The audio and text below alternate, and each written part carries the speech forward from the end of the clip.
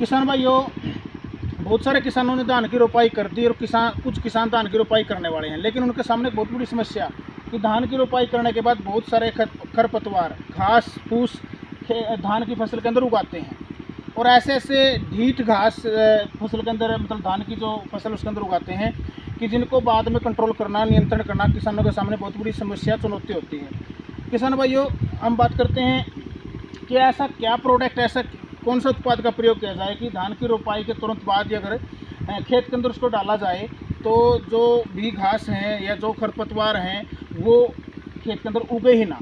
अगर खरपतवार खेत के अंदर नहीं उगेंगे तो जो भी कुछ किसानों ने नीचे पोटाश, DAP, जिंक, तरह तरह के पोषक तत्व ज़मीन के अंदर डाले हैं कद्दू करने से पहले, तो हमारा पौधा उनको आराम से उठाएगा और वो जल्दी ग्रोथ की ओर, फुटाव की ओर चलेगा।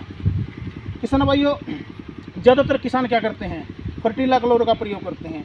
फर्टीला जो भी हम प्रयोग करते हैं, प्रति एकड़ जो भी मात्रा डालते हैं, उससे क्या होता है, जैसे सामक की हम बात करते हैं, उस पर पूरा नियंत्रण होता है। या फिर जो संकरी पत्ती वाले जो भी खरपतवार हैं उनके ऊपर उसका अच्छा नियंत्रण होता है, तो हम फर्टीला डाल देते हैं। लेकिन उसके अलावा भी बहुत सारे और घास हैं और बहुत सारे खरपतवार हैं। जैसे हम बात करते हैं जो मोथा प्रजाति के हैं, जैसे हम बात करते हैं डिल्ला, इस तरह का आपको खेत में देखने को मिलेगा। ये इस तरह से डिल्ला तो बड़ा ढीठ होता है। इसके अलावा चौड़ी पत्ती वाले और भी, जैसे ये मैं घास आपको दिखाना चाहता हूँ। इस तरह के जो घास हैं, तरह तरह के जो चौड़ी पत्ती वाले जो घास हैं वो भी हमारे खेत के अंदर उगाते हैं। और जिस मतलब फर्टीला क्लोर का प्रयोग करने के बाद भी इस तरह के जो घास हैं वो उगाते हैं। तो इसके ऊपर हम कैसे नियंत्रण करें? तो किसान भाई, इसके लिए आपने प्रयोग करना है एक प्रोडक्ट, एक उत्पाद किलोग इंडोफिल कंपनी का है।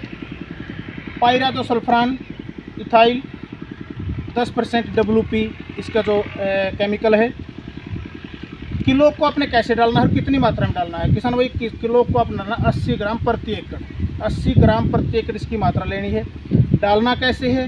आप इसको फर्टीला क्लोर के साथ मिक्स करके मिलाकर, जैसे किसी भी बर्तन या बोतल के द्वारा, या हम जैसे स्प्रे की टंकी के अंदर इन दोनों को साथ मिक्स करके अपने खेत में छिंटा दे सकते हैं। कुछ किसान क्या करते हैं कि मिट्टी में मिलाकर भी इसका छिंटा अपने खेत के अंदर दे देते हैं, तो उससे भी काफ़ी नियंत्रण रहता है। इसके अलावा कुछ किसानों का मानना होता है कि जैसे कि हमें थोड़ा बहुत यूरिया देना है इसके अंदर या कोई और खाद देना है, तो उसके साथ भी आप इसको मिक्स करके अपने खेत के अंदर इसका छिंटा दे सकते हैं। किसान भाई, डालना कब तक है?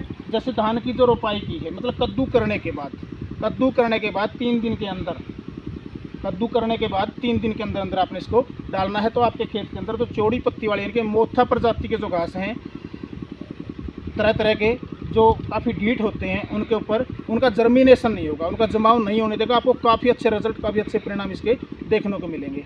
तो मात्रा की बात करिए, 80 ग्राम प्रति एकड़ किलोग पायराजोसल्फान इथाइल 10% WP फॉर्मुलेशन। डालना कब है? कद्दू करने के 3 दिन के अंदर अंदर, कद्दू करने के बाद 3 दिन के अंदर अंदर, जैसे धान की रोपाई के बाद आप 1 या 2 दिन के अंदर डाल सकते हैं।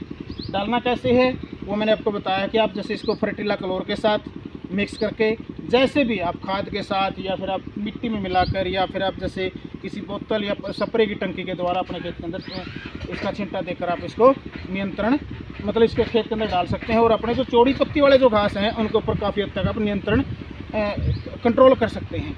तो किसान भाइयों, इसको आपने प्रयोग करके देखना है। और जिन किसानों ने इसका प्रयोग किया है वो किसान ज़रूर आपको बताएंगे कि इसका क्या रिजल्ट रहा कमेंट के अंदर, ताकि और दूसरे किसानों को भी इसका फ़ायदा मिल सके।